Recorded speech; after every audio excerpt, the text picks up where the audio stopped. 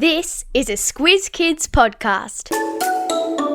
Your fresh take on what's happening in the world around you.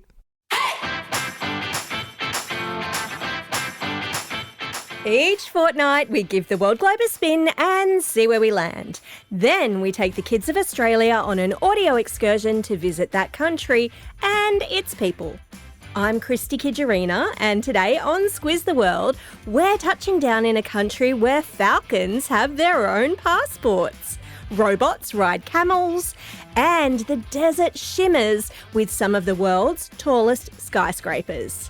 Can you guess? Strap yourselves into the Squiz Kids Superfast Supersonic Jetliner as we take off and take a squiz at Qatar. Just the facts. Qatar is a great country to know about for trivia nights, being the only country in the world whose name starts with a Q. It's a small but super rich nation in the Middle East, sticking out like a thumb into the Persian Gulf and sharing its only land border with Saudi Arabia. I've stuck a link to a map in the episode notes. Geographically, Qatar is mostly desert, with no rivers, no lakes, and no forests, one of only 5 countries in the world with no forests at all. The land is super flat, with its highest point just 103 metres above sea level. And if you love it hot, this is the place for you. It's scorching. Summer temperatures often hit 45 degrees Celsius. But despite being covered in sand, Qatar is one of the richest countries per person in the world, thanks to its massive oil and natural gas reserves. It also holds the unfortunate title of being the biggest carbon dioxide emitter per person in the world. Speaking of people, surprisingly, with a population of around 3 million, only 10% of those people are actually Qatari citizens. Most people living there come from other countries for work. The capital city, Doha, is home to 80% of the population and is packed with futuristic skyscrapers. Welcome to the future. They are a sight to see, and there's a link to a video in the episode notes. But Qatar wasn't always a land of gleaming skyscrapers and luxury. In fact, if you travelled back in time, just over 100 years ago, Doha wasn't a futuristic city at all. To truly understand how Qatar became the wealthy modern nation it is today, we need to do some Time travel.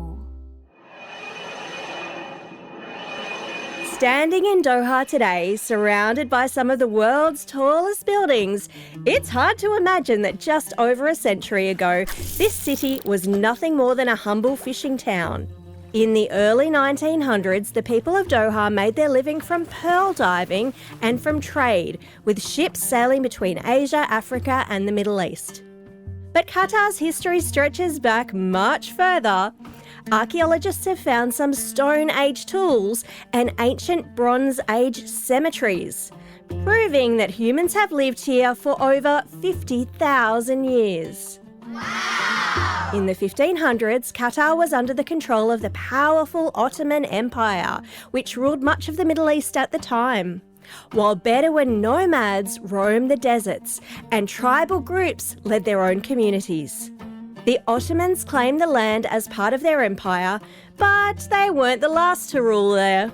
By the early 1900s, Qatar was struggling with regional conflicts and asked Britain for protection. As a British protectorate, the UK controlled Qatar's foreign affairs until 1971, when Qatar finally gained independence. Then came the oil boom. The discovery of oil and natural gas transformed Qatar from a tiny desert outpost into one of the richest countries in the world today. Qatar's oil and gas experts power industries across Europe and beyond, a far cry from its days as a pearl diving hub.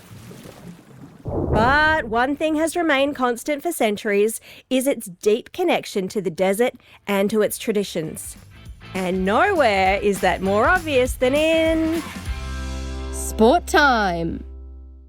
If you're ever standing in the endless Qatari desert and suddenly, whoosh, a falcon dives past you at top speed, snatching up its prey with incredible precision, there's a good chance it's participating in the sport of falconry.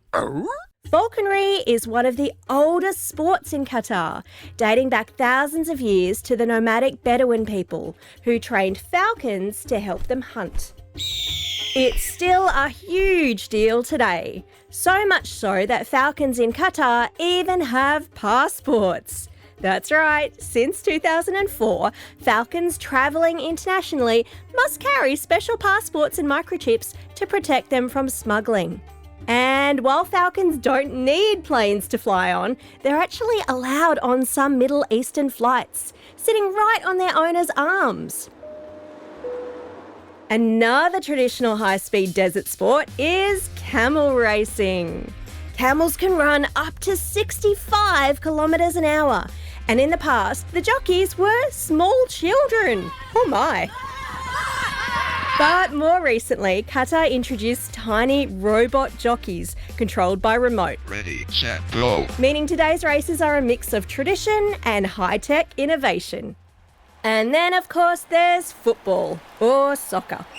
In 2022, Qatar became the first Middle Eastern country to host the FIFA World Cup, building jaw-dropping, air-conditioned stadiums to welcome the world's biggest stars. But not all the attention they got was good. Remember how 90% of Qatar's population are migrant workers? Many of them built those stadiums, and reports emerged of harsh working conditions, including low pay, extreme heat, and poor living conditions. Qatar's old kafala system made things worse. Some workers had their passports taken away, and many were trapped in bad jobs. Reforms were introduced in 2020, but concerns for international workers still remain. Still, if you are one of the 10% of people who are Qatari citizens, that comes with some serious perks, including free education. Which reminds me, it's time for school. Can you imagine a school with just one teacher and 50 students? What? That was Qatar's first ever school, opened in Doha in 1949. Before then, kids learned in traditional educational centres, just like in other parts of the Arab world. Fast forward to today, and Qatar has one of the most impressive education systems in the region. For Qatari kids, school is free, all the way from primary school to university. In government schools, students learn in Arabic, which means it can be tricky for non-Qataris to attend. That's why many expat families send their kids to international schools, which follow British, American, Indian, French, or Filipino curriculums. The school week runs from Sunday to Thursday, with Friday and Saturday as the weekend. A little different from in Australia. Attendance is compulsory from ages 6 to 12, but after that, parents decide if their kids continue. And here's something really cool. Government school canteens provide free, healthy meals. Think whole grain sandwiches, fresh fruit and veggies, soups. But don't expect to find chocolate, chips, soft drink or fried foods. They're banned from school menus to keep students healthy. All this talk of school lunch is making me hungry, which means it must be Dinner time. Qatar's food is a delicious mix of Arabian, Indian, Persian, and Mediterranean flavours.